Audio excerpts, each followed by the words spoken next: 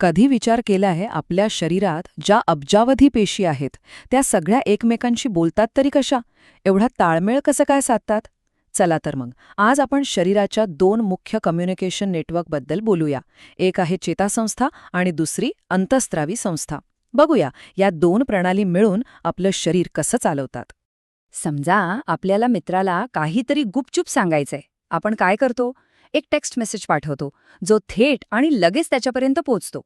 पण जर सगळ्यांना काहीतरी जाहीर करायचं असेल तर आपण रेडिओसारखं माध्यम वापरू, नाही का?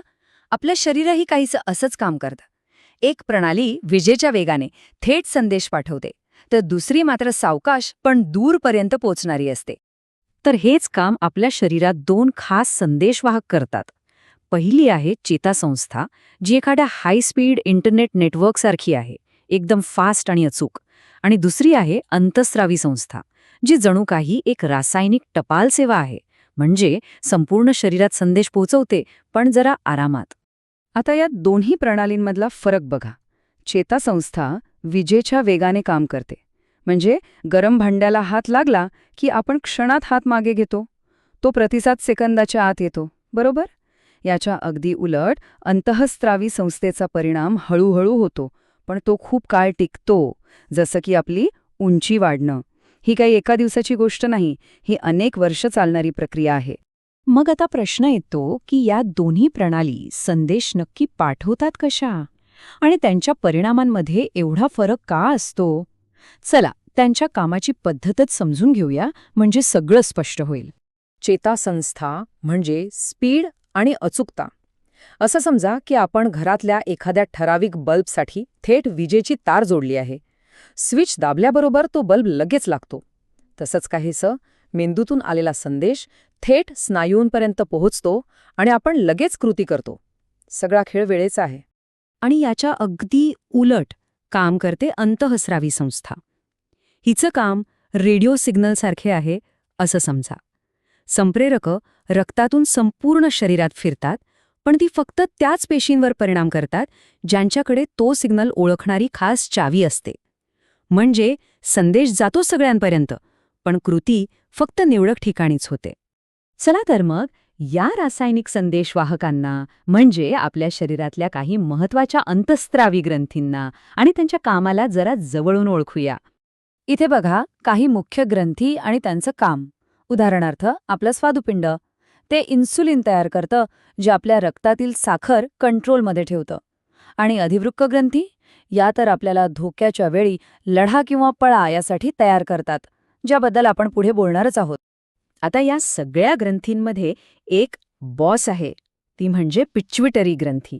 हिला मास्टर ग्रंथी का म्हणतात? कारण तीच बाकी सगळ्या ग्रंथींच्या कामावर लक्ष ठेवते. जणू काही ऑर्केस्ट्राचा कंडक्टर आहे. कोणती ग्रंथी कधी आणि किती काम करेल हे तीच ठरवते. आणि ही थायरॉइड ग्रंथी, ही तर आपल्या शरीराची इंजिन रूम आहे. आपलं शरीर ऊर्जा किती फास्ट वापरेल, म्हणजेच आपलं मेटाबॉलिझम कसा असेल हे ती ठरवते. अनेकदा आपलं वजन कमी जास्त होण्यामागे हीच ग्रंथी असते. आता एक सगळ्यात भारी उदाहरण बघूया, ज्यातून अंतःस्रावी संस्था किती वेगाने आणि प्रभावीपणे काम करू शकते हे अगदी स्पष्ट होईल. ती म्हणजे फाईट ऑर फ्लाईट प्रतिक्रिया. या कथेचा हिरो आहे ॲड्रिनालिन नावाचं संप्रेरक. याला इमर्जन्सी हॉर्मोन पण म्हणतात. आणि हे येतं अधिवृक्क ग्रंथीतून, ज्या आपल्या मूत्रपिंडाच्या अगदी वर बसलेल्या असतात. धोक्याचा इशारा मिळताच त्या लगेच कामाला लागतात.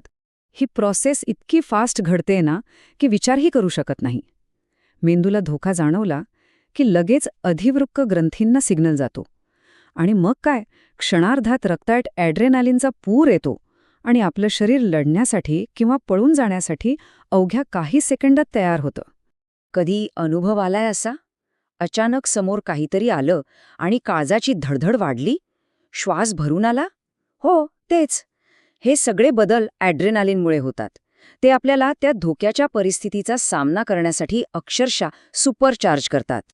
तर आपण पाहिलं की या दोन्ही प्रणाली किती वेगळ्या आहेत. एक वेगवान, दुसरी संथ. पण त्या शरीराचं संतुलन राखण्यासाठी आणि आपल्याला सुरक्षित ठेवण्यासाठी एकत्र मिळून किती छान काम करतात. एक परिपूर्ण भागीदारीच आहे ही. सोप्या भाषेत सांगायचं तर धोक्याच्या वेळी चेतासंस्था आपल्याला पहिला तात्काळ अलर्ट देते, तोही सेकंदात. पण त्या धोक्याशी लढायला जी ताकद लागते ती टिकवून ठेवण्याचं काम अंतःस्रावी संस्था करते. एक वेगवान तर दुसरी टिकाऊ, पण दोघीही तितक्याच महत्वाच्या. तर ही जलद आणि संथ प्रणालींची भागीदारी खरंच कमाल आहे, नाही का? पण विचार करण्यासारखी गोष्ट ही आहे की फक्त धोक्याच्या वेळीच नाही, तर आपल्या रोजच्या शांततापूर्ण जीवनात प्रत्येक क्षणाला आपलं शरीर आतून हे संतुलन नेमकं कसं साधत असेल.